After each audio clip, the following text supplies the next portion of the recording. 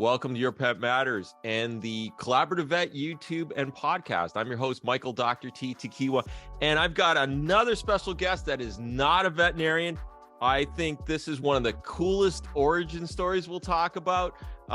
It is so neat because I gotta admit, I'm a little jealous because, like any good Asian child, I was growing up with a lot of music, the violin, the piano, etc., and I transitioned to the drums. But to combine music with my love for animals and a business that would be my dream world. But my special guest is actually living that. So without further ado, my special guest is Derrick Garrett. He went from record producing to the entrepreneurship of combining those three elements in a business called Zoundz. Derrick, so glad to have you on the show, and tell me how this all began.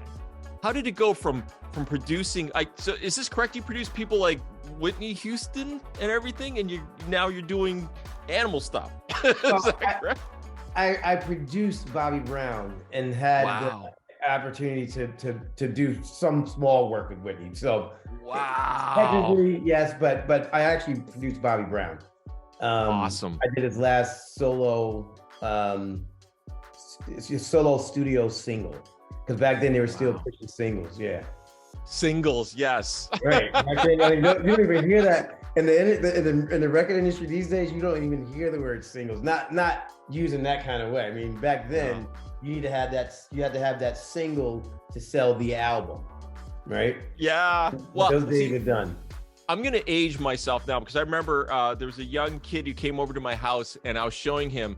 This is what the 2000s, early 2000s, and I'm showing him a record player, and he asked me how I fast forward because he just says, so I pick up the needle and I move it there. But now everything's streaming. Well, a lot of people don't buy music. You should be buying music, but a lot of people don't. Just subscribe to those streaming services. But yeah, so Derrick, tell me about how this all began. So you're in the music industry. And then I know there's a little segue in between. You founded a company to do music at resorts and everything like that. But right. how did it come to Zoundz? So Zoundz. So my company Roundhouse Multimedia, which still exists today, we provide music architecture for hotels and resorts. So that still exists today. I'm not involved with the day-to-day operations, but it's still going strong, leading the way. And so Zoundz was born through a conversation that started one evening with a veterinarian neighbor friend. And he was sharing how it was becoming more and more difficult to examine both dogs and cats in a veterinarian examination environment, in the veterinarian hospital.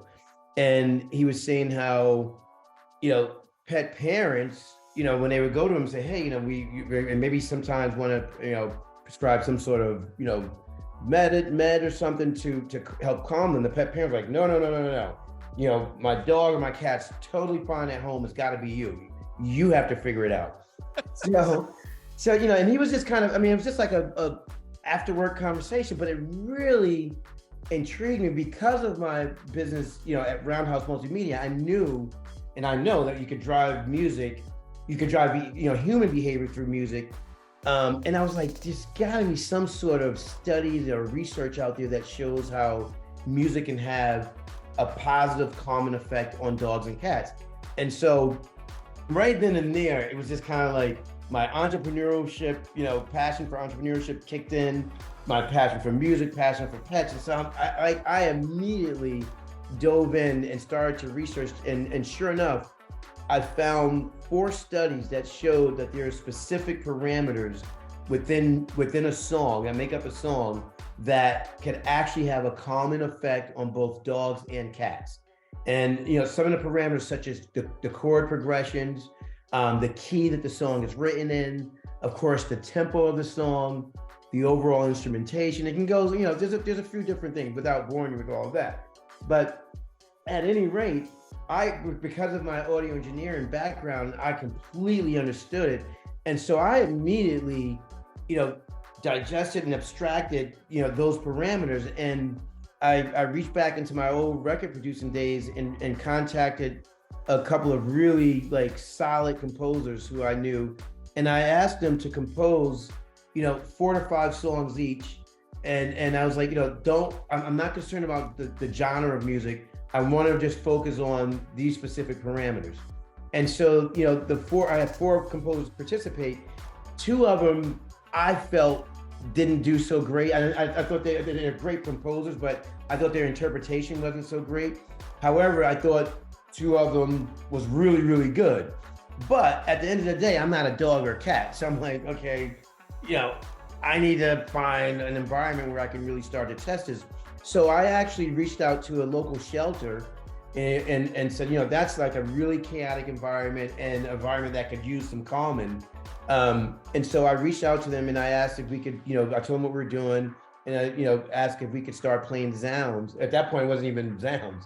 If we could start playing this music in their shelter, and they agreed. And I would say probably like 2 to 3 weeks in, I got an email from the CEO, Jennifer, and she was like, Derrick, she was like, I come in the mornings and I forget that we have dogs in the shelter. It's so far because, from playing the music through the night, and it just had a really positive effect on the start of the day for the dogs. And then even for the cats, they started to give us feedback and saying how, how they were sometimes like cats that would normally wouldn't be getting along, and the closed environments, they start, they were more chill, getting along better. So that sort of feedback really, the entrepreneurship in me was like, okay, this is a business. And so I immediately, started to dive in. And then the first thing I was like, what am I going to call this? And so, I got together some creative people, came up with the name of the company, Zoundz Music for Pets. And the first person that I brought in, and I think was very key, and she's with us to this day, and she's helped tremendously, is I brought in a board certified animal behaviorist, Dr. Lisa Radasta, who's down in Florida, and she's still on our board. She's with us from pretty much the beginning.